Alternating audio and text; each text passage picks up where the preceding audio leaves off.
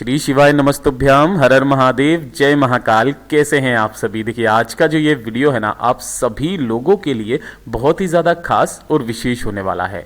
आप सभी को पता है कल है शुक्रवार का दिन और कल के दिन से शुरू हो रही है माघ मास का महीना। और ये जो माघ मास का महीना है ना, काफ़ी सालों के बाद ऐसा संयोग बना है कि किसी महीने की शुरुआत पुष्य नक्षत्र से हो रही है। आप सभी को पता है जो पुष्य नक्षत्र की तिथि है वो आज से यानी कि गुरुवार के दिन से शाम से लग कर के शुक्रवार के दिन प्रतिपदा तिथि के दिन सुबह के 10:26 तक रहने वाला है। और ये बहुत ही बड़ा महासंयोग है कि किसी भी महीने की शुरुआत पुष्य नक्षत्र से हो रही है।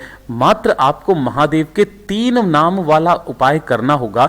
ये उपाय आपके भाग्य को बदल करके रख देगा।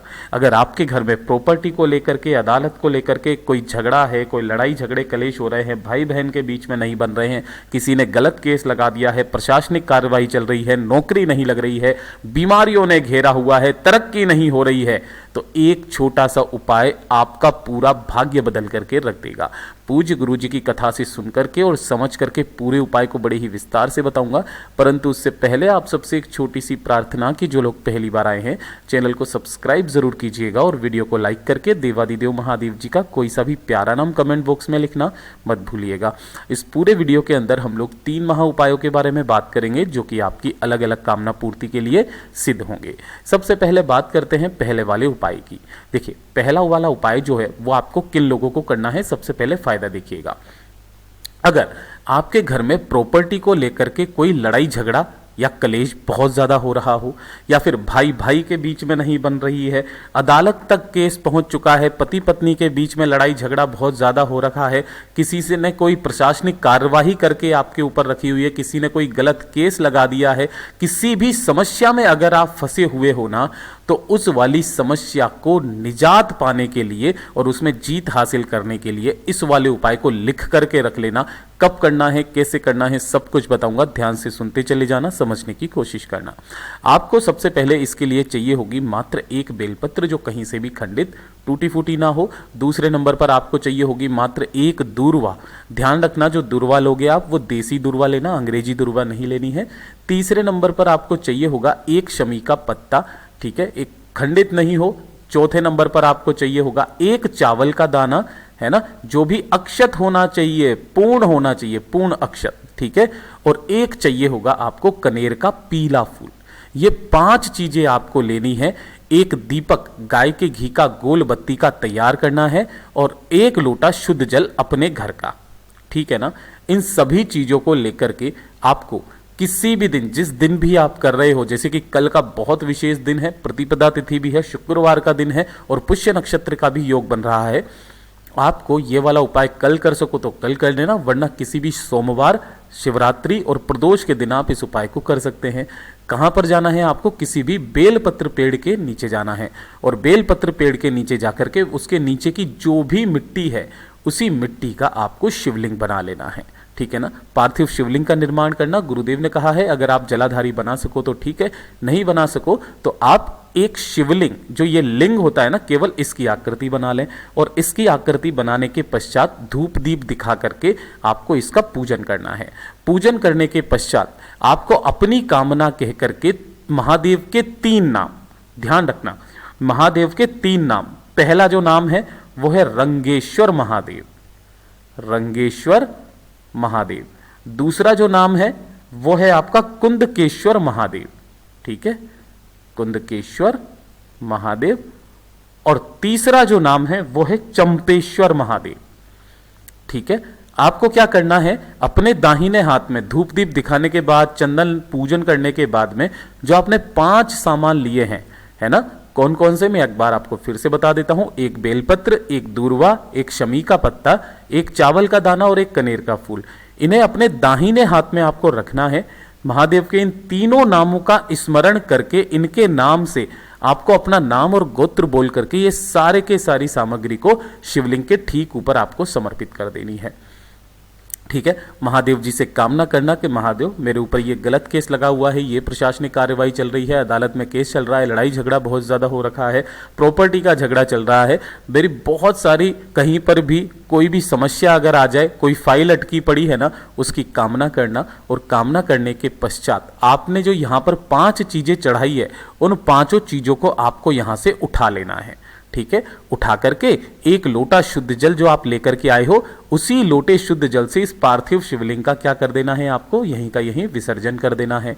जो 5 चीजें आप लेकर के आए हो, उन 5 चीजों को किसी भी लाल कपड़े की पोटली में बांध करके आपको अपने घर में रख लेना है। कितने दिन तक? 21 दिन तक।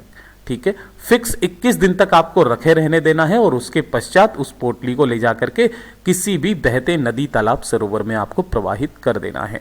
जिस भी कामना से करोगे पूरी जरूर होगी। पूज्य गुरु जी का बहुत अद्भुत और अचूक उपाय है, जरूर कीजिएगा। अब बात कर लेते हैं दूसरे वाले उपाय की।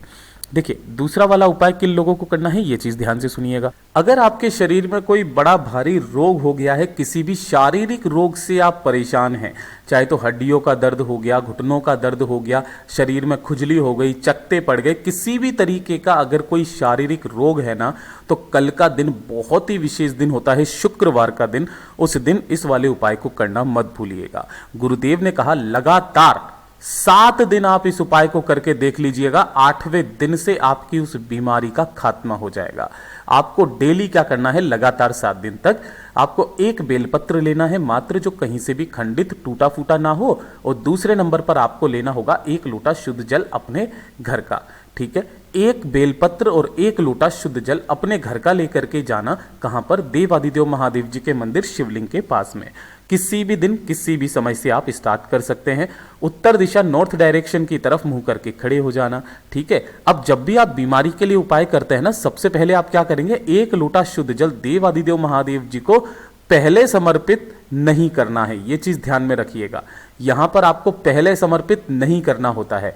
जो आपने 1 बेलपत्र लिया है ना, उस 1 बेलपत्र को आपको शिवलिंग के ठीक ऊपर ऐसे करके समर्पित करना है कि डंडी रहेगी किधर?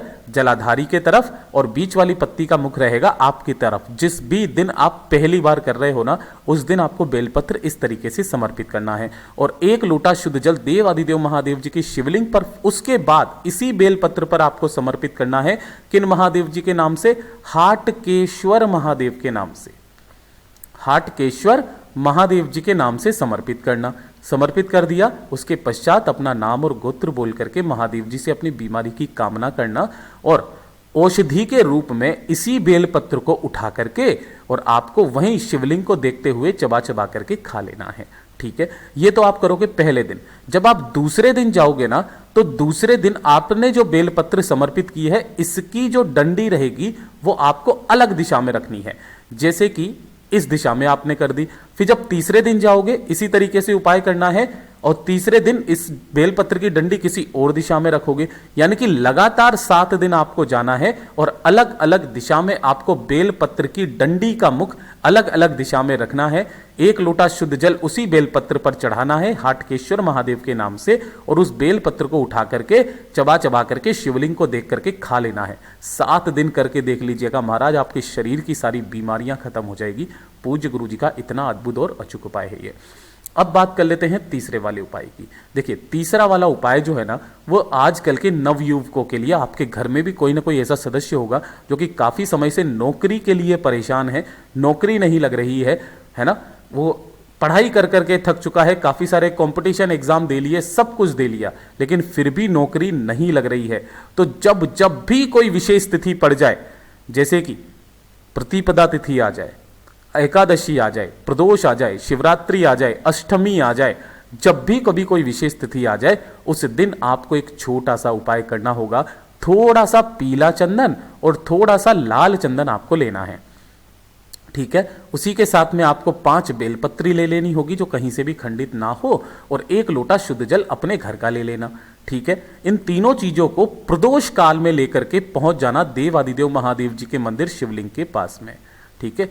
प्रदोष काल में देवादिदेव महादेव जी के मंदिर शिवलिंग के पास। अब जैसे ही आप यहां पर पहुंचेंगे, सबसे पहले आप क्या करेंगे, जो आपने लाल चंदन लिया है ना, उस लाल चंदन के अंदर अपनी अनामिका उंगली, चिटी उंगली के पास वाली जो उंगली है, अनामिका उंगली से लाल चंदन से, ठीक है, आपको जलाधारी पर कहीं पर भी ओम नमः शिवाय मंत्र का स्मरण करते हुए 7 बिंदियां जलाधारी पर लगानी है।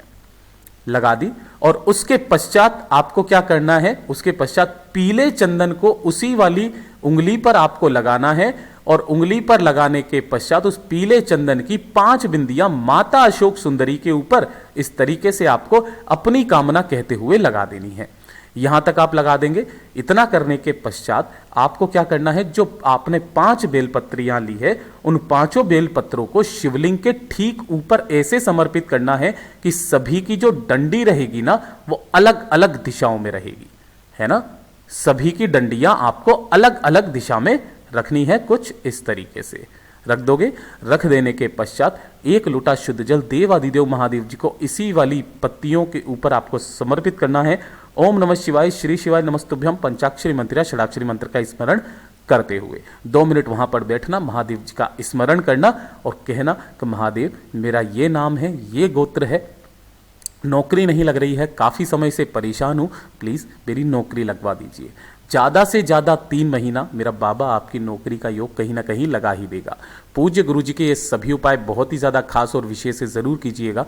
वीडियो अगर पसंद आए तो लाइक ज़रूर करना, साथ ही साथ चैनल को सब्सक्राइब ज़रूर कीजिएगा। मैं आपसे मिलता हूँ अगले वीडियो में, तब तक के लिए ओम नमः शिवाय, जय महाकाल, जय शिव शंकर, श्री शिवाय नमस्तुभ्यम।